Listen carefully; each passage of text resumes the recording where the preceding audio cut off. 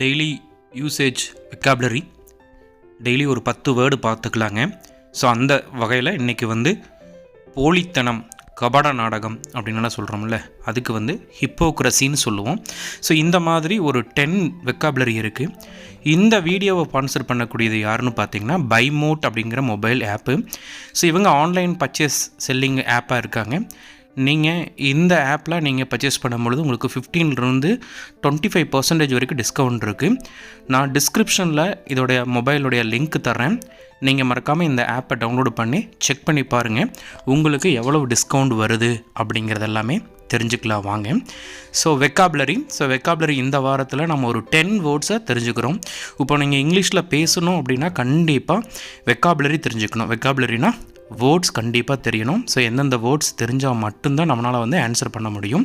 So first வேர்டுன்னு பார்த்தீங்கன்னா மனித பண்பு, மனிதத்தன்மை, மனித நேயம். ஸோ இது மாதிரி மூணுக்குமே என்ன சொல்லலாம் அப்படின்னு பார்த்தீங்கன்னா ஹியூமனிட்டின்னு சொல்லலாம். சரிங்களா? ஹியூமனிட்டி அப்படின்னா மனித நேயம். ஸோ ஒரு சென்டென்ஸில் எப்படி யூஸ் பண்ணுவோம், அவர்களை மனித நேயத்துடன் நடத்துங்கள். ஸோ இதை எப்படி இங்கிலீஷில் சொல்லுவோம் அப்படின்னு பார்த்தீங்கன்னா ட்ரீட் தம் வித் ஹியூமனிட்டி. எப்படி சொல்லணும்? ட்ரீட் தம் வித் ஹியூமனிட்டி அப்படின்னு சொல்லணும். அடுத்து செகண்ட் வேர்டு பாருங்கள், ஆச்சரியம், வியப்பு. ஸோ ஆச்சரியம், வியப்பு இந்த ரெண்டுமே நம்ம எப்படி யூஸ் பண்ணலான்னு பார்த்தீங்கன்னா வண்டர், WONDER, வண்டர் அப்படின்னு சொல்லணும். ஸோ இதை எப்படி நம்ம சென்டென்ஸில் யூஸ் பண்ணலாம் அப்படிங்கிறதையும் சொல்கிறவாங்க. அது என்னை வியப்பில் ஆழ்த்தியது. So it filled me with wonder. It filled me with வண்டர்னு சொல்லணும். அது என்னை வியப்பில் ஆழ்த்தியது அப்படிங்கிறது வந்து it filled me with wonder. Third word பாருங்கள், அலட்சியம், நெக்லஜென்ஸ். சரிங்களா? ஸோ அலட்சியம் அப்படிங்கிறது நெக்லஜென்ஸ், NEGILEIGENCE, நெக்லஜென்ஸ்னு சொல்லணும். ஸோ இதை எப்படி சென்டென்ஸ் யூஸ் பண்ணுவோம்னு பார்த்தீங்கன்னா மருத்துவர் அலட்சியத்தால் அவர் இறந்தார். He died because of medical நெக்லஜென்ஸ்னு சொல்லணும். நெகிலிஜென்ஸ். ஸோ நெகிலிஜென்ஸ் அப்படின்னு சொல்லணும். ஃபோர்த்து வேர்டு பாருங்கள், மத நம்பிக்கை, சமயப்பற்று. ஸோ இதை வந்து ஃபெய்த்துன்னு சொல்லுவோம். நம்பிக்கை அப்படின்னாவே ஃபெய்த்து. மத நம்பிக்கை அப்படிங்கும்போது ரிலீஜியஸ் ஃபெய்த்துன்னு சொல்லலாம். பட் இங்கே நம்பிக்கை அப்படிங்கிறதுக்காக ஃபெய்த்துன்னு சொல்கிறோம். சென்டென்ஸில் பார்த்தீங்கன்னா உங்களுக்கு மத நம்பிக்கை உள்ளதா, டு யூ ஹாவ் ஃபெய்த் அப்படின்னு சொல்லலாம். இல்லை to you have religious faith அப்படிங்கிறத கூட சொல்லலாம். ஸோ மத நம்பிக்கை அப்படின்னா ரிலீஜியஸ் ஃபெய்த்துன்னு சொல்லலாங்க. அடுத்தது மூணாவது பார்த்துட்டிங்க. அடுத்தது நாலாவது பாருங்கள், டு யூ ஹாவ் ஃபெய்த் அப்படிங்கிறத வந்து எப்படி சொல்லுவோம் அப்படின்னு பார்த்தீங்கன்னா மத நம்பிக்கையுடன். அதாவது பார்த்திங்கன்னா டு யூ ஹாவ் ஃபெய்த் அப்படிங்கிறது ரிலீஜியஸ் ஃபெய்த் அப்படிங்கிற மாதிரியும் நம்ம சொல்லிட்டு இருக்கலாங்க இந்த சென்டென்ஸை. அடுத்தது பாருங்கள், அஞ்சாவது சென்டென்ஸு எந்தூசியாசம் அப்படின்னா உற்சாகம். சரிங்களா? ஆர்வம் அப்படின்னு சொல்லலாம், உற்சாகம்னு சொல்லலாம். ஸோ இதை வந்து இங்கிலீஷில் வந்து எந்தூசியாசம். சரிங்களா? ஆர்வமாக இருக்கேன் அப்படின்னு சொல்கிறது. ஓகேங்களா? உன் உற்சாகத்தை இழக்காதே. அதாவது எந்தூசியாசத்துக்கு சென்டென்ஸ் எப்படி ஃப்ரேம் பண்ணுவோம் அப்படின்னு பார்த்தீங்கன்னா டோன்ட் லூஸ் யுவர் எந்தூசியாசம். சரிங்களா? எந்தூசியாசம். அப்போது டோன்ட் லூஸ் யுவர் எந்தூசியாசம்னா உன் உற்சாகத்தை இழக்காதே. சிக்ஸ்த்து ஒன் பாருங்கள், மதவெறி, ரிலீஜியஸ் ஃபேண்டசிசம். சரிங்களா? இங்கே ஃபேண்டசிசம் அப்படிங்கிறது வந்து வெறி அப்படிங்கிற மாதிரி சொல்லுவோம். அதாவது மத வெறி அப்படின்னா ரிலீஜியஸ் ஃபேண்டசிசம் அப்படின்னு நம்ம இங்கே சொல்லலாங்க. இது சென்டென்ஸில் எப்படி யூஸ் பண்ணுவோம் அப்படின்னு பார்த்தீங்கன்னா மத வெறி சமூகத்தின் சாபக்கேடு. Religious fanaticism is a curse to the society. Religious fanaticism is a curse to society.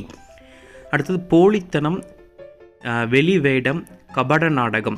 So இந்த மூணுக்குமே நம்ம என்ன சொல்லுவோம் அப்படின்னு பார்த்தீங்கன்னா ஹிப்போக்ரஸின்னு சொல்லுவோம். அப்போ ஹிப்போக்ரஸி அப்படிங்கிற வேர்டு வந்து பார்த்திங்க அப்படின்னா கபட நாடகம், போலித்தனமாக. ஸோ இதை எப்படி நம்ம சென்டென்ஸில் யூஸ் பண்ணுவோம்னு பார்த்தீங்கன்னா இந்த வெளி நாடகத்தை எல்லாம் நிறுத்து.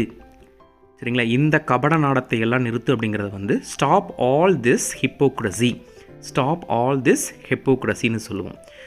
செய் நன்றி மறந்தல், நன்றி கெட்டத்தனமாக. ஸோ இன்கிராட்டிடியூட், அதாவது நம்ம செய்கிற உதவி வந்து அவங்க வந்து மறந்துட்டு அது கெட்டத்தனமாக நினைப்பாங்கள்ல. ஸோ அதை வந்து இன்கிராட்டிடியூட் அப்படின்னு சொல்லுவோம். ஓகேங்களா? சென்டென்ஸில் எப்படி யூஸ் பண்ணுவோம், அவனுடைய நன்றி கெட்டத்தனமாக நீ மனம் வருந்தாதே அப்படிங்கிறது. So don't get hurt by his gratitude.